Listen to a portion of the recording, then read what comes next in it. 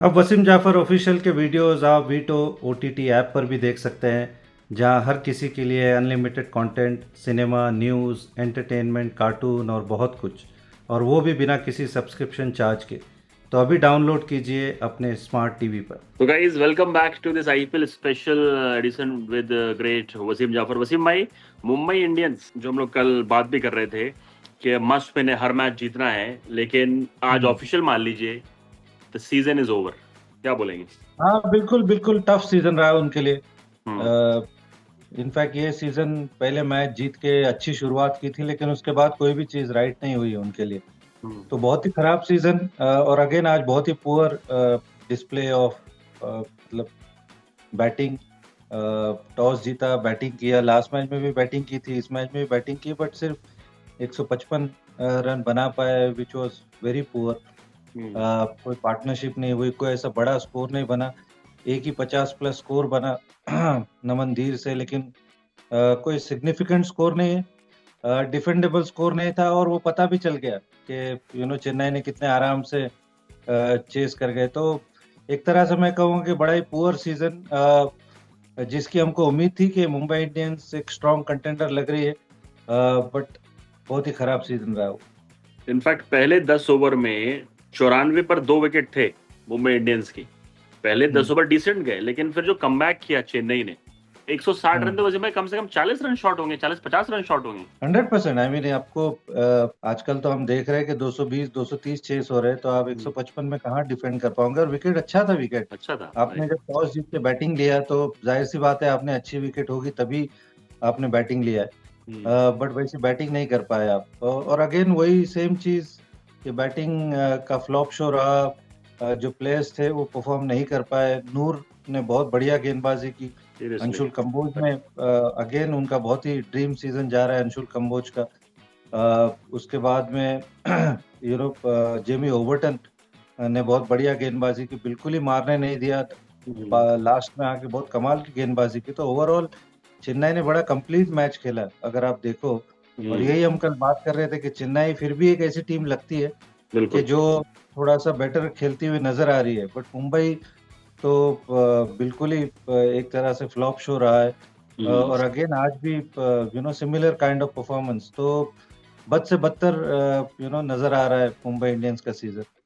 In fact Chennai की bowling पे मैं आना चाहता हूँ। अंशुल कंबोज अब पर्पल कैप होल्डर हो गए हैं, मतलब वो सबसे ज्यादा wicket taker with Bhuvneshwar Kumar.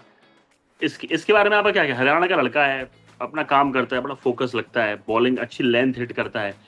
How do you rate him, this guy Anshul? नहीं, रेड बॉल में तो बहुत कमाल के गेंदबाज है, स्पेशली ठीक है। डोमेस्टिक क्रिकेट में। हम्म। हालांकि टेस्ट मैच खेले थे तो बड़ा हम्म। उनको क्रिटिसाइज किया गया था कि वो पेस नजर नहीं आ रही। हम्म। हालांकि वो कभी भी 140 प्लस के हम्म। गेंदबाज नहीं थे।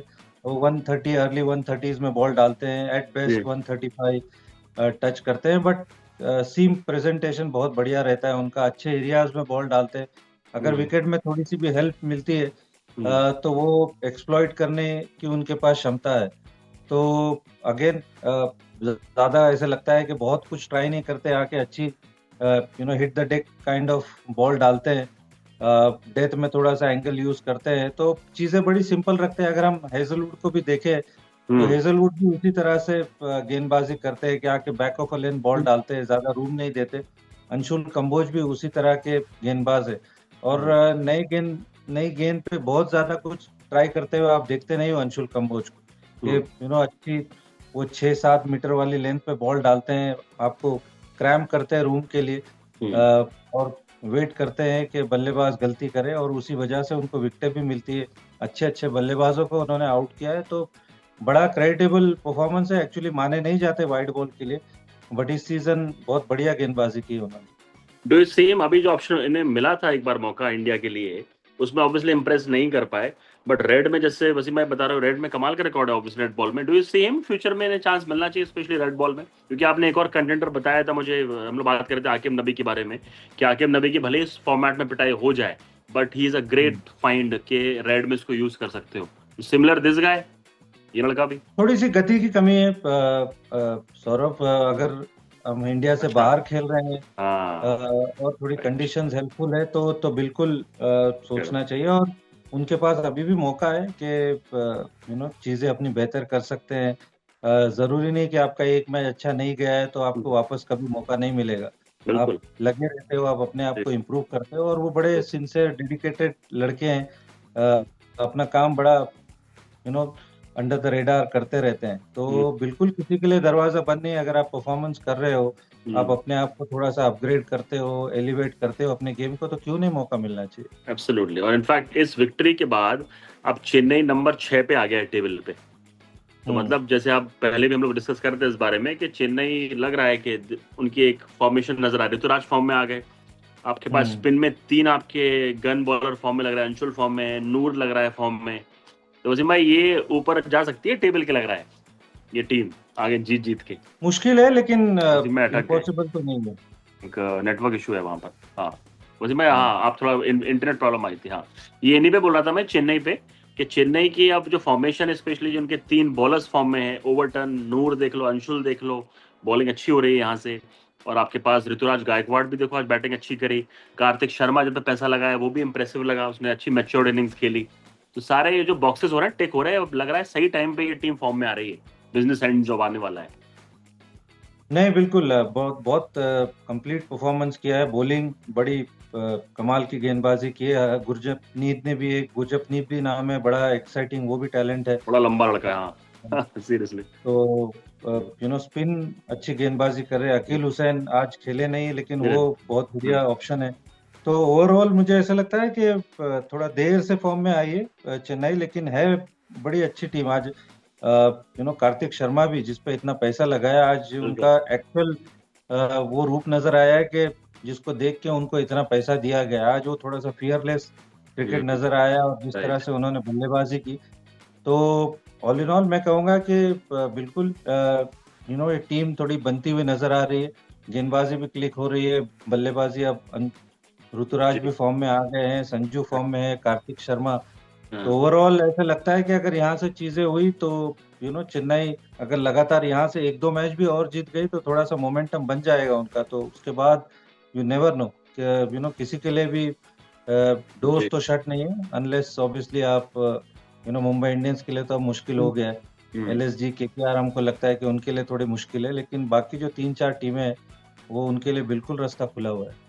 अब इनफैक्ट मुंबई इंडियंस के बारे में, इससे पहले मैं कल के मैच के बारे में पूछूं आपसे, आपसे मैं बहुत बार मुंबई इंडियंस पे कमेंट ले चुका हूं, लेकिन आप फाइनल बार एक बार बात कर लेते हैं मुंबई इंडियंस के फ्यूचर को लेके। आप पहले भी शोज में बोल चुके हैं, पर लेकिन इनका चैप्टर आज क्लोज कर देते हैं डिस्कशन का, फ्यूचर को लेके। कि आपने पहले ही बोला है कि आप 5 साल हो गए हैं वसीम भाई, आप पिछले शो में बोल रहे थे कि 5 ईयर्स से कुछ जीते नहीं है। तो भैया 1-2 साल की बात नहीं है, 5 साल की बात है, आप ट्रॉफी जीते नहीं हो। हार्दिक पांड्या कप्तानी को 3 साल हो गए हैं। तब इन मुंबई इंडियंस को फ्यूचर के लिए अब अपनी टीम को, क्योंकि ऑक्शन भी अच्छा रहा था, टीम तो अच्छी थी भाई, तो इनको अब क्या चेंजेस करने चाहिए for the future? I don't know, कुछ टफ कॉल्स उनको लेने होंगे टीम फॉर्मेशन के हिसाब से। अभी तो आप कोशिश करोगे कि आप एटलीस्ट थोड़ा रिस्पेक्टेबल टेबल में पोजीशन बनाओ। अभी भी आप इतनी जल्दी तो ये सब चीज सोचते नहीं हो while the tournament is on. जब टूर्नामेंट खत्म हो जाएगा तो उसके कुछ टाइम के बाद आई am sure they will get together और सोचेंगे। मुंबई इंडियंस उस तरह की फ्रेंचाइज है कि वो खामोश तो बैठेगी नहीं। They would like to do some changes, और करना भी चाहिए क्योंकि इतनी बड़ी फ्रेंचाइज है, और इतनी बड़ी फ्रेंचाइज से अगर वैसा परफॉर्मेंस नहीं आ रहा है तो कहीं ना कहीं कुछ चीज़ें रॉन्ग है। They will try to make that right, but उनको सिंसियर कॉल लेने होंगे। मुझे लगता है कि कौन से प्लेयर्स को रखना है, कौन से प्लेयर को रिलीज करना है, किसके साथ वो अपना फ्यूचर देख रहे हैं। कप्तानी का भी इशू हो सकता है, डिस्कस होगा, क्योंकि हार्दिक पांड्या 3 साल कप्तान रह चुके हैं और वैसे रिजल्ट नहीं आए, उनका अपना परफॉर्मेंस भी वैसा नहीं आया है। तो मैनेजमेंट ऑब्वियसली वो चीज सोचेगी, क्योंकि ये आफ्टर ऑल फ्रेंचाइज क्रिकेट है।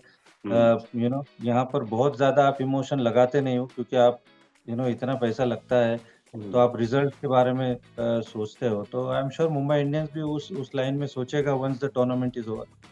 अच्छा, इससे पहले आज के जो 2 मैचेस है, उस पे आज 2 मैचेस हैं उस पर डिस्कस कर लें। उससे पहले एक क्वेश्चन इनफैक्ट मैं लेना चाहता हूं, जो कि बड़ा ही पॉपुलर राइट नाउ चल रहा है। वसीम भाई, इस सीजन में आईपीएल के लगभग 11+ मैचेस हुए हैं जहां पर 200 रन प्लस चेज हुए हैं, और उसको एट्रीब्यूट किया जा रहा है, आपने भी बोला है कि भाई 12-12 प्लेयर खेल रहे हैं ऐसा लग रहा है, thanks to impact player rule. अभी बीसीसीआई से रिसेंटली पूछा गया अभी कि भैया 2 साल हो गए हैं, आप सोच रहे हो इस रूल के बारे में? तो उन्होंने बोला नहीं, साल के एंड में डिस्कस करेंगे, अभी ऐसा कोई बात नहीं है। मुरलीधरन का एक स्टेटमेंट आया इम्पैक्ट प्लेयर रूल को लेके कि भैया ये अभी गेम कमर्शियल वे में चला गया है, तो बैट बॉल में इक्वल उसके लिए चैलेंज की बात साइड में कर दो, एंटरटेन करना है। आपका इम्पैक्ट प्लेयर रूल को लेके क्या ओपिनियन है? आप पहले ही बता चुके, बट आई वांट कि अब आप क्या सोचते हैं इतने सालों को देखने के बाद इम्पैक्ट प्लेयर को?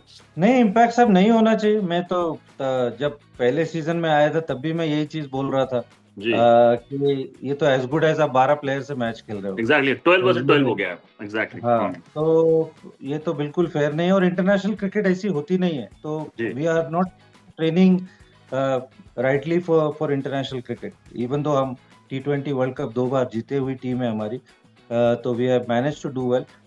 बट मुझे ऐसा लगता है कि इंटरनेशनल क्रिकेट में 11 प्लेयर से खेलते हैं, तो यहाँ पर हम क्यों ऐसा करें, क्योंकि टीम का बैलेंस खराब हो जाता है। हमने देखा है पास्ट में भी कि ऑलराउंडर्स को बॉलिंग नहीं मिलती है। आप जो चाहते हो कि टीम के अंदर 5 से ज्यादा ऑप्शंस हो बॉलिंग के, छठवां सातवां बॉलर है, जैसे नीतीश कुमार रेड्डी फॉर एग्जांपल, या शिवम दुबे या वॉशिंगटन सुंदर, इनको गेंदबाजी नहीं मिलती इसके चलते 4-4 ओवर।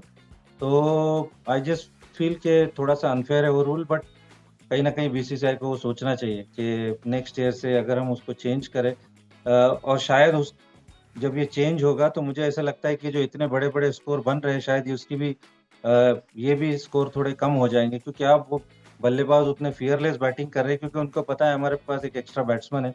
जब वो पता होगा कि एक बैट्समैन कम हो गया है, तो आई एम श्योर कहीं ना कहीं वो रन रेट और वो जो स्कोर्स जिस तरह के बन रहे 240 250, मुझे लगता है कि वो कम हो जाएंगे थोड़े, वो 10-20 रन कम हमको नजर आएंगे। इस सीजन जैसी कुछ कुछ मैचेस में बॉलिंग हुई है, आई थिंक अच्छी बॉलिंग देखना भी एंजॉय पब्लिक को अब करना सीखना चाहिए यार। ये पब्लिक को चाहिए पापा कितने छक्के मारे, कितने चौके लगे, अभी वही चल रहा है, उसके दबाव में करा जा रहा है।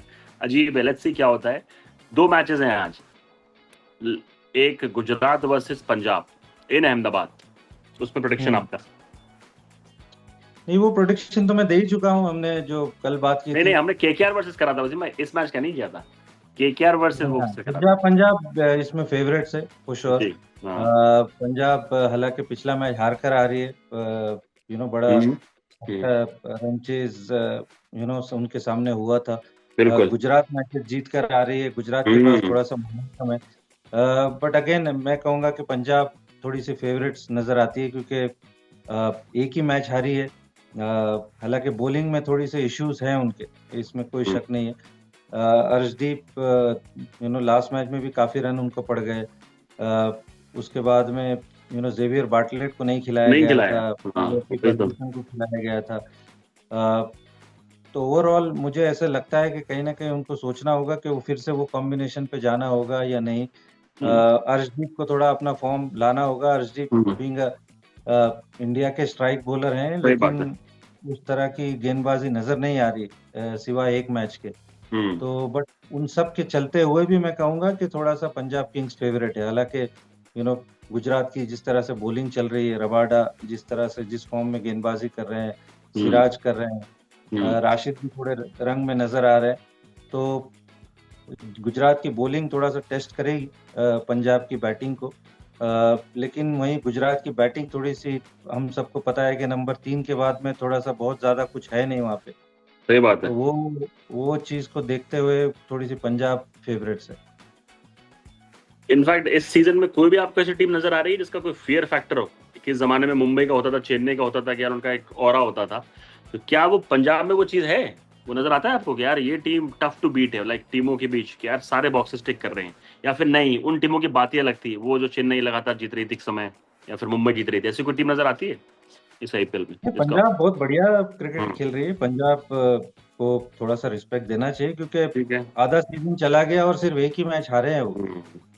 और वो भी ऐसे नहीं हारे कि बिल्कुल ही किसी ने उनको आउट प्ले कर दिया है। बिल्कुल एक बड़ा स्कोर आरआर ने चेस किया था उनके सामने, और पंजाब ने बड़े बड़े स्कोर चेस किए। मतलब पंजाब की बैटिंग थोड़ा सा वो फियर क्रिएट करती है, चाहे वो Priyansh Arya, Prabh Simran, Shreyas Iyer, Cooper Connolly, Marcus Stoinis, तो ये टीम मुझे ऐसा लगता है कि वो फियर क्रिएट कर रही है। एक मैच हारी है ज़रूर है, जी लेकिन जिस तरह से श्रेयस कप्तानी कर रहे हैं, जिस तरह से उनकी टीम खेल रही है, तो पंजाब बढ़िया टीम नज़र आ रही है। आरसीबी ने भी बड़ी अच्छी क्रिकेट खेली है। एसआरएच शुरू में जिस तरह से खेल रही थी, तो हमको ऐसा लगा कि एसआरएच का भी इस तरह ही सीज़न होगा कि बॉलिंग बहुत हल्की है। हाँ सही दे है। Have turned it around. बहुत स्मार्टली उन्होंने अपने चेंजेस किए और वो चेंजेस वर्कड हो गए। राइट टाइम पे अभी पैट कमिंस आ गए हैं, ट्रेविस हेड फॉर्म में नज़र आ रहे हैं, अभिषेक बहुत बढ़िया बैटिंग कर रहे हैं, ईशान अच्छे फॉर्म में है, क्लासन सॉलिड फॉर्म में है। तो ओवरऑल वो टीम भी बहुत नज़र आ रही है। तो ये 3 सबसे मुझे लगता है बहुत स्ट्रॉन्ग नज़र आ रही है टीम। सीरियसली, और इनफैक्ट आपने कल जो दूसरा मैच है एसआरएच वर्सेस केकेआर, उसमें एसआरएच को पिक किया था, इसका हम लोग ऑलरेडी जी। रिव्यू कर चुके हैं। चलिए वसीम भाई, फिर कल मिलते हैं। कल फाइनली डबल हेडर है, सैटरडे जाने के ब्रेक ले लिया, एक मैच करा, तो होपफुली विल एंजॉय, एंटरटेन होंगे कल और रात में 2 मैचेस का फिर हम लोग पोस्टमार्टम करेंगे। सी यू टुमारो।